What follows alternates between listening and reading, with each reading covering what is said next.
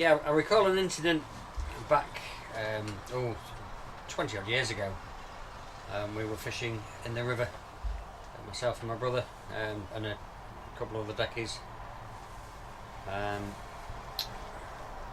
think we were gill netting. Yeah, we were gill netting at the time, and there was a small boat that came alongside us. We know them. We'd known them quite some. So yeah, we could call them friends. He came alongside us, and he said to us, "I'm just going to go and put my gear in the water, and we'll be back and come for a cup of tea and a sandwich." Yeah, sure, no problem. So we carried on clearing our nets and thought nothing more of it, and we saw them off in the distance and saw them shooting the air in the water, and didn't think anything else of it. We come to start for our next set of gear. I just heard my brother, we call him shouting something about they're upside down, they're in the water, something like that. I looked over to where he was pointing, and there's an upturned hull in the water with one person on the hull upside down. So we steamed over to him as fast as we could, and we saw it was the young lad who a few minutes earlier had been speaking to us. And we said to him, "Where's Jack?" He was, "I don't know, he's gone." So with a split second, what do we do? Do we leave this guy on the boat and go looking for a guy we couldn't find, or do we get this guy back and worry about the other one? Anyway, we chose that we would get this guy off the hull. Went alongside there and got as close as we got. It was quite difficult. It was a windy day. It wasn't particularly flat calm. There was nothing nice about the day. So we got him eventually on board us, and we said, what's gone on? Oh, we've caught a rope around the propeller and it's turned the boat upside down. So we got him down below and out of the way, and then we went looking for the other guy. And I don't know, 20-30 minutes later, we saw something bobbing in the water. Just looked like the head of a seal, and we went up to it, and sure enough, it was the other guy.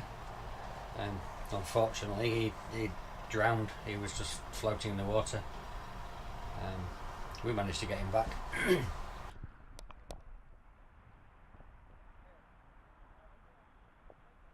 Well, the main thing about anything to do with the water is the imminent danger waiting to happen if you don't try to avoid it. Rough weather, wires parting, things, in them sort of categories are the worst things that can happen, basically. Yeah, on one occasion was leaving Eastham Locks, heading over to Liverpool to the docks, and there was a call that there was a body in the water on the Mersey, and we was in the vicinity, so we looked, had to look.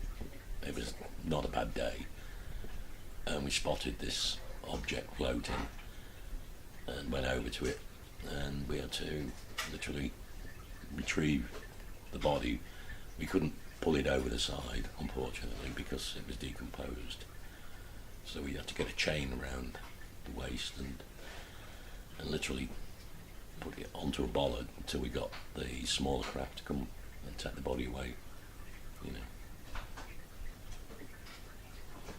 Almost 50 years ago on this very same beach, a tragedy unfolded where a riding instructor and 3 young girls aged 7 and 8 lost their lives as some swirling fog came in, followed with the tide, and cut them off. Unfortunately, they all lost their lives due to drowning. Within minutes, the visibility was down to 100 yards. They were already on the beach, and a few minutes later, it's reduced to 50 yards visibility. The fog swirling and the tides coming in has disorientated the instructor to such a degree that she's not really got any sense of direction. With the swirling fog and the tide coming in, she's completely disorientated. We can only surmise what's happened, as they're unfortunately not here today to relive the tale, but we can surmise that she's been possibly on a sandbank somewhere where the tide's come in around them. They haven't got a clue what direction to go, and as the rising tide has eventually surrounded them, engulfed them, and the horses and the riders have just perished due to the sea.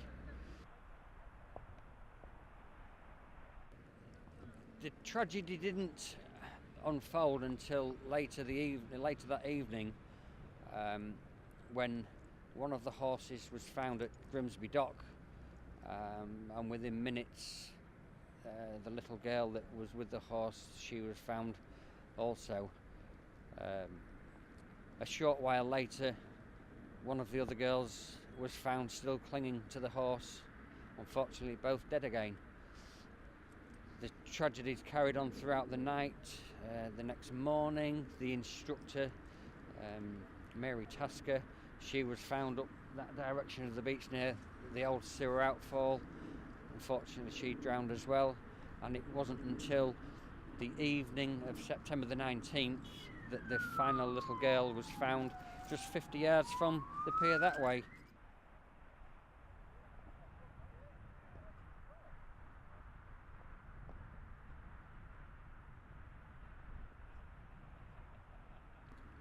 It's only when a tragedy like this occurs that you can actually appreciate the power of the sea and its cruel unpredictability.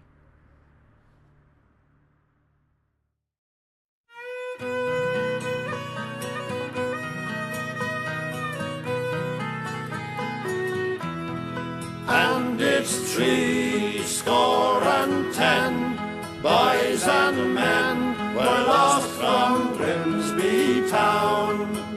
From Yarmouth down to Scarborough, many hundreds more were drowned.